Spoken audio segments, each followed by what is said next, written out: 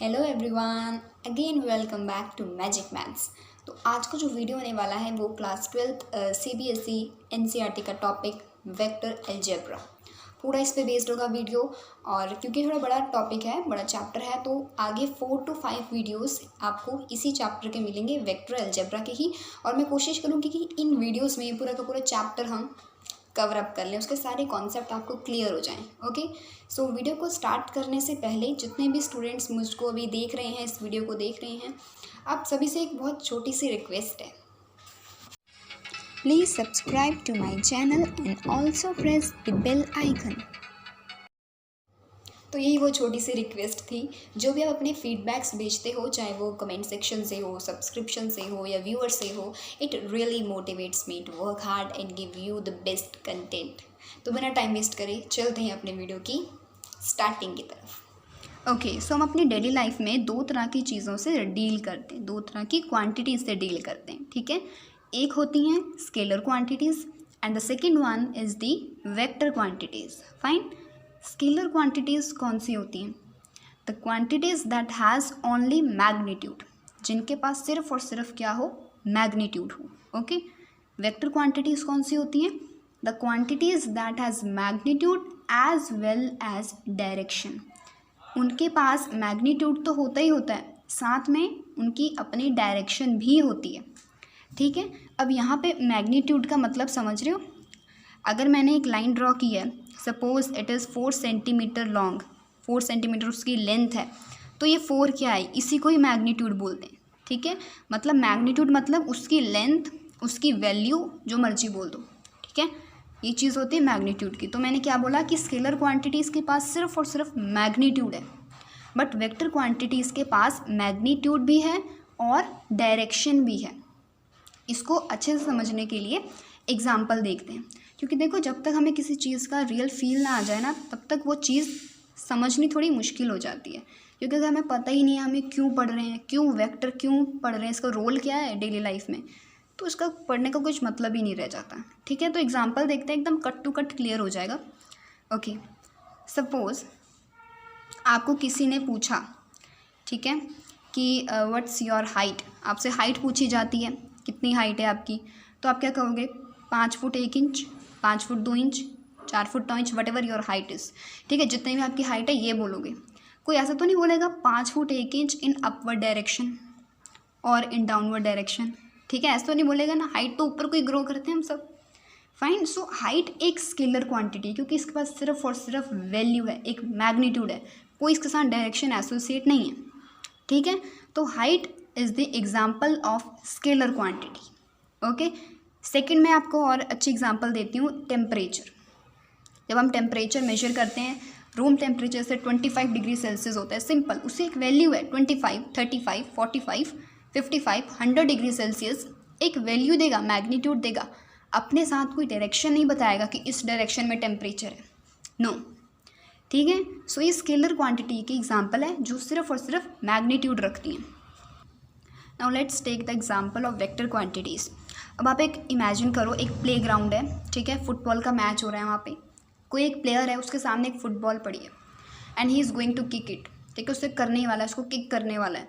तो जिस फोर्स से वो उसको किक करेगा, जोर लगाएगा ना, वो जो फुटबॉल है उसको आगे को उसको पुश करने के लिए जो उसको फोर्स लगाएगा, तो जितनी फोर्स वो लगा रहा है वो क्या है? वो है मैग्नीट्यूड। ठीक है, और वो किस डायरेक्शन में फुटबॉल जा रही है, किस डायरेक्शन में उसको फेंक रहा है, वो उसकी डायरेक्शन होगी। ठीक है, मतलब ये एक वेक्टर क्वांटिटी है, क्योंकि इसके पास अपना मैग्नीट्यूड तो है ही है, साथ में डायरेक्शन भी है।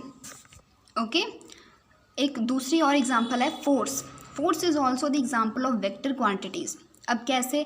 सपोज मेरे पास कोई एक बॉक्स पड़ रखा है, क्यूबॉइडल बॉक्स है, ठीक है, उसको मैंने फोर्स करना है, तो मैं जिस प्रेशर से उसको फोर्स लगा रही हूँ, जो मेरा प्रेशर लग रहा है, फोर्स मतलब होता है उसको फोर्स लगाना है ना, मतलब उसको धक्काना, तो जिस प्रेशर से मैं कर रही हूँ वो मेरा मैग्नीट्यूड है, जिस डायरेक्शन में वो डिस्प्लेस हो रहा है।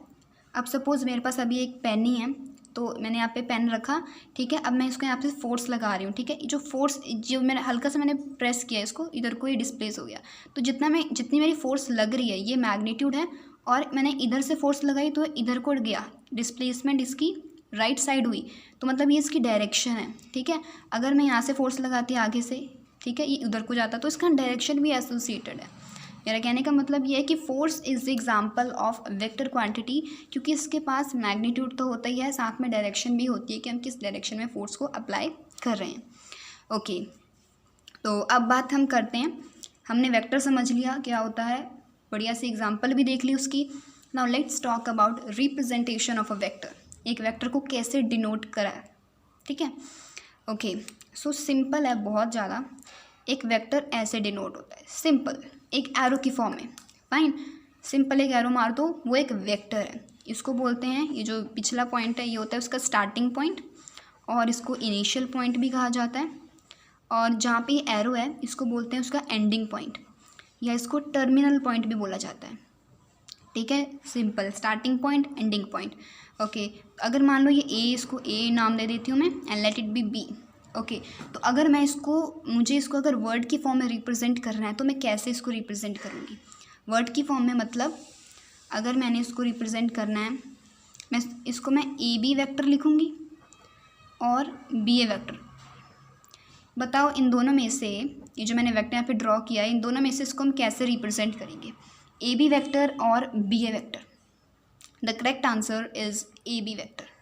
हम इस वेक्टर को बी ए वैक्टर नहीं लिख सकते, क्योंकि वर्ड नोटेशन में यही चीज़ होती है। देखो, जो फर्स्ट लेटर होता है ना, जो भी आपने यहाँ पे फर्स्ट में लिख रखा है उसको ही स्टार्टिंग पॉइंट माना जाता है, ठीक है। जो फर्स्ट लेटर होता है that is considered as the starting point, और जो उसके बाद लिखा होता है उसको वो टर्मिनल पॉइंट कंसीडर करते हैं। तो अगर मैं ए बी वैक्टर लिख रही हूँ तो यहाँ से एकदम क्लियर है कि vector from A to B, फिर से vector from A to B. Fine, ये जो मैंने बी ए वैक्टर लिखा है इसके लिए मुझको दूसरा वेक्टर बनाना पड़ेगा जो कि ऐसे होगा, यहाँ पे पॉइंट आएगा बी और इधर पॉइंट आएगा ए, ठीक है। बी ए वैक्टर के लिए नोटेशन ये जाएगी, ए बी वैक्टर के लिए नोटेशन ये जाएगी। इन वर्ड नोटेशन का ध्यान रखना, क्योंकि अगर आपने ए बी वैक्टर लिखा और आपने फिगर ड्रॉ कर दी ये वाली बी ए वाली, तो टोटली क्वेश्चन गलत है, फिगर से गलत हो जाएगा, आगे तो किसी को पढ़ने की ज़रूरत भी नहीं पड़ेगी, ठीक है। ओके, सो ये बात होगी आपकी रिप्रेजेंटेशन ऑफ अ वेक्टर की। Now let's talk about the types of the vector. Vector भी बहुत तरह के होते हैं। आपके जो 12th क्लास के जो चैप्टर में जितने वेक्टर्स थे ना, मैंने वो कुछ लिख रखे हैं, मैं आपको वो बताती हूँ। तो फर्स्ट है zero vector. Okay, zero vector as the name indicates, zero vector, जो वेक्टर ज़ीरो हो, मतलब ज़ीरो वेक्टर का क्या होता है ना, उसका ज़ीरो वेक्टर का जो मैग्नीट्यूड है वो ज़ीरो होता है। मैग्नीट्यूड ज़ीरो मतलब उसकी वैल्यू ज़ीरो। अगर मैग्नीट्यूड ही ज़ीरो है तो डायरेक्शन क्या होगी उसकी, कुछ भी नहीं। डायरेक्शन की बात करें तो it does not have any particular direction, नहीं होती उसकी, या हम कह सकते हैं कि उसकी कोई भी डायरेक्शन ले लेता है अपनी तरफ से, कोई एक स्पेसिफिक डायरेक्शन नहीं कह सकते, ठीक है। Magnitude zero and it does not have any direction, और कोई भी ले सकता है। इसको हम रिप्रेजेंट कैसे करते हैं, इसको रिप्रेजेंट करते हैं ए वेक्टर या बी बी वैक्टर। फाइन, ए वेक्टर बी बी वैक्टर का मतलब पता लग रहा है। अगर मैं कोई वेक्टर बनाऊँ, इतना तो नहीं बनेगा, ये ज़ीरो वेक्टर है, सॉरी, कोई वेक्टर बनाऊँ ए वेक्टर, मतलब ये जो पॉइंट है इसी पॉइंट से वो ओरिजिनेट हुआ और इसी पॉइंट पे वो एंड हो गया, मतलब उसका मैग्नीट्यूड है ही नहीं, ज़ीरो। फाइन, समझ आया ज़ीरो वेक्टर क्या होता है, कि ए से ही शुरू हुआ और ए पे ही ख़त्म हो गया, तो इसकी बताओ डायरेक्शन ही क्या होगी और मैग्नीट्यूड ही क्या होगा, तो सिंपल ज़ीरो वेक्टर। ओके, अब बात करते हैं सेकंड यूनिट वेक्टर की। यूनिट वेक्टर वो वेक्टर होता है जिसका यूनिटी मैग्नीट्यूड हो, जिसका मैग्नीट्यूड क्या हो, यूनिटी हो, 1 हो। फाइन, तो वो यूनिट वेक्टर हो गया। Now let's talk about the coinitial vector. So as the name indicates, coinitial vector, जो इसमें को वर्ड लिखा है, को मतलब होता है same, initial means starting point. Fine, same starting point मतलब ऐसे वेक्टर जिनका स्टार्टिंग पॉइंट सेम हो, मतलब अगर ये कोई वेक्टर है इस डायरेक्शन में, ठीक है, और ये दूसरा वेक्टर दे देते हैं इस डायरेक्शन में। अब ये भी देखो, ये वाला जो वेक्टर है ये भी इस पॉइंट से ओरिजिनेट हुआ है, इधर से ऊपर को गया है, और ये वाला वेक्टर भी इसी पॉइंट से। दोनों वेक्टर एक ही पॉइंट से ओरिजिनेट हो रहे हैं, एक ही पॉइंट इनका इनिशियल पॉइंट है, तो उसको बोलते हैं को इनिशियल वेक्टर। जरूरी नहीं कि 2 ही हो, 3 भी हो सकता है, ये लो तीसरा बना देते हैं। ठीक है, मतलब बनाना ऐसे है कि सबका स्टार्टिंग पॉइंट क्या हो, सेम हो। ऐसे वेक्टर्स को बोला जाता है को इनिशियल वेक्टर। ओके, अब बात करते हैं कोलिनियर वेक्टर। कोलिनियर वेक्टर का दूसरा नाम होता है पैरेलल वेक्टर, दोनों सेम ही होते हैं। ठीक है, सो इसका भी जैसे नाम बताता है पैरेलल वेक्टर, जो दो वेक्टर्स आपस में पैरेलल हो। अच्छा मुझे ये बताओ पैरेलल क्या होता है, व्हाट इज़ पैरेलल? जब हम कहें कि दो लाइंस आपस में पैरेलल है, किस कंडीशन में, अगर वो एक दूसरे को इंटरसेक्ट ना करें, है ना, इन्फिनिटी तक चल जाएं ऐसी ऐसी, बट कभी भी एक दूसरे को इंटरसेक्ट ना करें, उसको बोलते हैं parallel lines. Same in the case of vector होता है। वेक्टर भी कब पैरेलल होते हैं, जब वो एक दूसरे को इंटरसेक्ट ना करें। मतलब इधर आप वेक्टर कर लो एरो पा दो, ये हो गया आपके पैरेलल वेक्टर्स। ठीक है, और इसमें डायरेक्ट, अब ये देखो मुझे बताओ, अगर इस एक की डायरेक्शन इधर है, ये कैसे, क्या ये पैरेलल वेक्टर्स हैं? ये तो है पैरेलल वेक्टर, ये है, ये जो मैंने सेकंड लिखे ये पैरेलल हैं, बिल्कुल हैं। इसमें सोचने की भी क्या बात है, क्योंकि पैरेलल का मतलब समझो ना, पैरेलल मतलब जो आपस में इंटरसेक्ट ना करें, बस इतनी कंडीशन होनी चाहिए कि ऐसा ना हो कि एक वेक्टर इधर है तो दूसरा आके उसे काट जाए, ऐसा नहीं होना चाहिए। चाहे वो डायरेक्शन ऑपोजिट है, कोई मैटर नहीं करता, ये भी पैरेलल है। और एक और बात है इसमें, अगर एक ऐसे है और ये दूसरा ऐसे है, मतलब अगर मैग्नीट्यूड का फ़र्क हो दोनों वेक्टर में, एक छोटा है एक बड़ा, तब भी ये पैरेलल है, तब भी ये पैरेलल है। और अगर इनकी डायरेक्शन चेंज हो, मतलब एक इधर को है एक इधर को है, अगेन दे आर पैरेलल। मतलब अब मैं एक डेफिनेशन बोल रही हूँ कि parallel vectors are those which do not intersect each other irrespective of their magnitude and direction.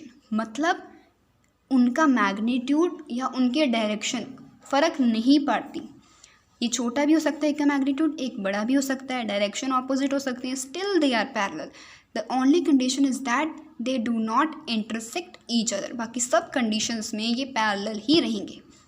Okay, और अब बात करते हैं हम इक्वल वेक्टर्स की। Equal vector as a name indicates, equal होंगे दोनों वेक्टर। ये जैसे दो वेक्टर्स हैं, इनका मैग्नीट्यूड भी सेम होना चाहिए। अगर ये मान लो 4 सेंटीमीटर है, दूसरा भी 4 सेंटीमीटर होना चाहिए। और दूसरी बात, इनकी डायरेक्शन भी सेम होनी चाहिए। मतलब अगर एक वेक्टर इधर को है एक इधर को है, अब इनका मैग्नीट्यूड तो सेम है, ये दोनों इसकी इक्वल लेंथ है इसकी इक्वल लेंथ है, बट डायरेक्शन ऑपोजिट, एक राइट जा रहा है एक लेफ़्ट जा रहा है, तो तब ये इक्वल वेक्टर नहीं होगा। ये हैं हमारे equal vectors that have same magnitude and same direction. दोनों कंडीशन फुलफिल होनी चाहिए तभी वो इक्वल कहलाएगा। ठीक है, अगर एक भी कंडीशन अनसेटिस्फाई होती है, मतलब अगर डायरेक्शन दोनों की सेम है, सपोज़ करो दोनों की डायरेक्शन तो सेम है, ठीक है, दोनों की डायरेक्शन सेम है, बट ये इक्वल नहीं है, ये छोटा है ये बड़ा है, ठीक है, तो ये इक्वल वेक्टर नहीं होगा। हाँ, ये पैरेलल वेक्टर जरूर होगा, जो भी मैंने पीछे बताया। ठीक है ना, फील आ रहा है? रियल फील लेना बहुत ज़रूरी है किसी भी चीज़ को समझने के लिए। तो लास्ट वेक्टर रह गया है फ्री वेक्टर।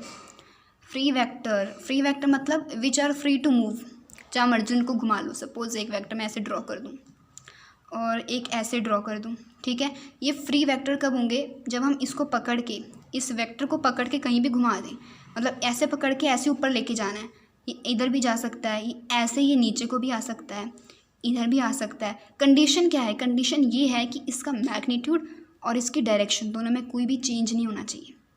ठीक है, ना मैग्नीट्यूड चेंज होना चाहिए ना डायरेक्शन। जैसे ये वाला वेक्टर है, इसको घुमा के आप नीचे कर लो, ऊपर कर लो, इधर ले जाओ, जैसे मर्जी कर लो, बट उसको बड़ा छोटा नहीं करना, मैग्नीट्यूड उतना ही रखना है और डायरेक्शन भी वही रखनी है। इनको बोलते हैं free vectors that are free to move.